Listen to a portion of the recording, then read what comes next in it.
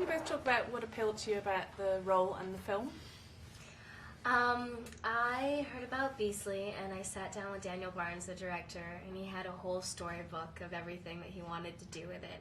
And I mean, I think the message is one thing that definitely drew me in, but just seeing Daniel's vision and how he kind of wanted to play with the visual of it, because it really was about the way you see things, was really interesting. And it was unlike any other character I've played before, so it was just really, really fun and creative. I just think that it's a great story. You know, it's a classic tale, and you know, it was told through a male's perspective, and it was modern day. And I think that I was in a lovey-dovey stage, so I wanted to do something like that. Did you both read the book before you did it? Not for all of it. I started it. I didn't, I wasn't really too familiar with the book until after I sat down and heard about the project, and then I was like, oh my gosh, I had to figure this out, because I really loved the idea and the new approach on Beauty and the Beast. It's hot in here. Did you read the book? I did read the book. I also think Alex Finn is an amazing author, and she's wrote a couple of other kind of fantasy novels which were good, and I read them as well. Can you both talk in sort of broad sense about your ideas of beauty and ugliness, literal and beyond? Beauty is in the eye of the beholder.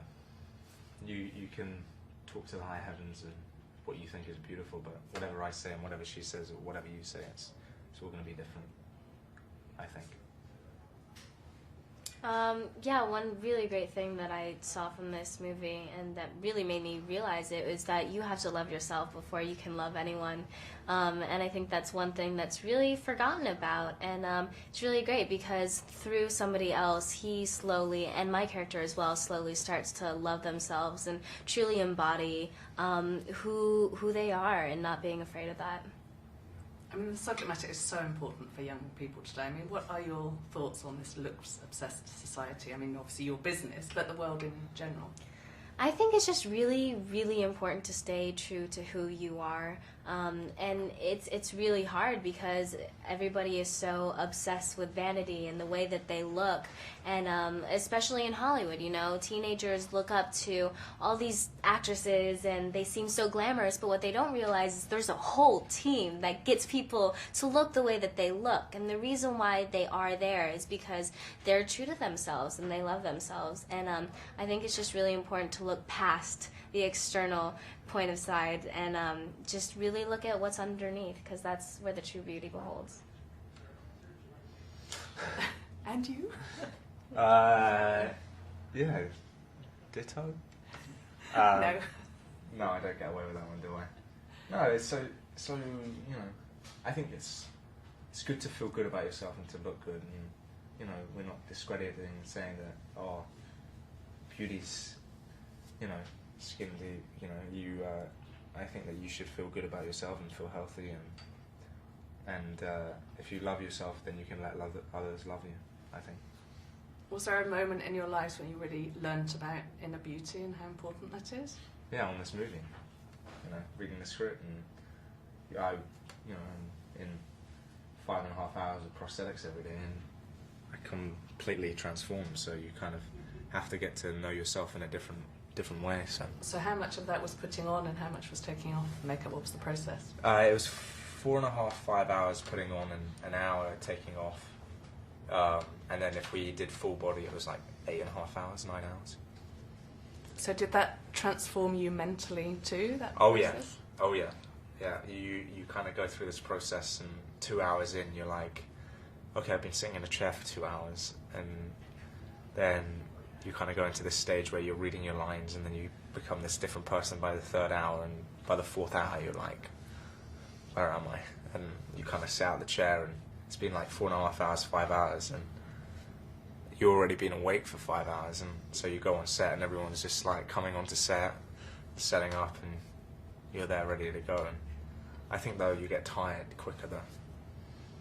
And what was it like for you looking at Alex with the makeup on? Did you get used to it very quickly? It was amazing. It definitely took a minute to get used to. The first time I saw him, I was walked into Daniel Barnes, our director's trailer, and he was just sitting there looking up at me and did not say a single word. And I literally could not put my thoughts together. I was like, who is this person? But it was amazing, because it's one of those things where you feel like you shouldn't look, but at the same time you cannot look away.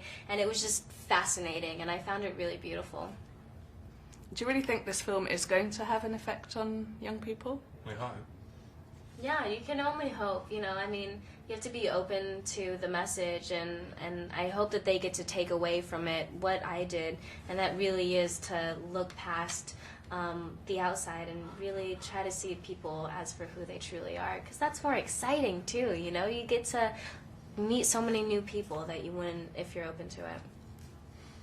Now, you write this amazing letter to her. I mean, the art of letter writing is so lost in our society. Have either of you ever written a great love letter? Do you still believe in the old-fashioned way? I had a pen pal once. We used to write love letters, I guess you would call them.